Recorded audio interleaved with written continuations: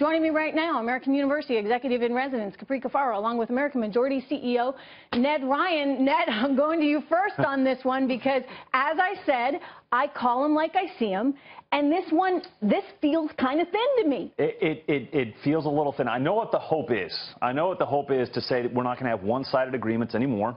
The Castros have been benefiting from the Obama administration's policy towards them.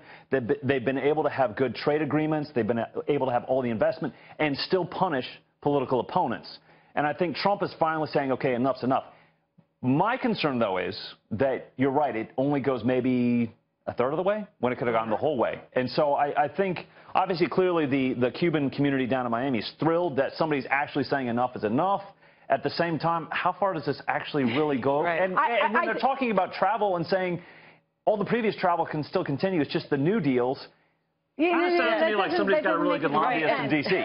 You know what? That's a very good point. I'm sure that's probably true. Somebody lobbying on behalf of the travel industry. The travel industry. Airlines. You listeners have to understand, when deals don't make sense, when something doesn't make sense on its face value, start asking who has really good lobbyists in D.C. Right. who have been successful in the lobbying. Thank you. What about draining the swamp? Yeah.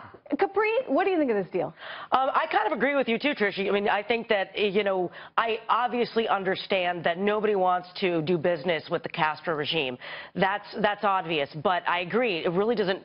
We don't know what this is actually going to achieve for the economic impact for the Cuban people or, frankly, for these U.S. businesses. As you, I think, rightly pointed out, it seems like it's a protection clause for and creating a monopoly for these businesses that are already there. And I hence the lobbyists. Well, and the U.S. Chamber of Commerce, it's my understanding, is actually in opposition of this move. I get it, because I think they're saying, look, this is an open market, and we should be doing more. Now, we can make a decision to say we don't want to be in business with Cuba and cut it off, or we make the decision to be. But this thing, you know, you're I know what they eventually want to achieve is they want to democratize Cuba. They want the Cuban people to actually benefit from any economic advances, whereas just the Castro regime has been benefiting from the previous administration's policies. At the same time, I don't think this went nearly far. And frankly, I mean, you know, we've been cut them off from the world for decades and decades and decades, and it didn't stop them, you know, from being a dictatorial regime. I mean, the way that we have isolated them has not helped achieve that goal. I want to just point one other thing out in this whole deal is that we're theoretically restricting travel. So now the way it works, you can only go to Cuba as an American if you're with a group.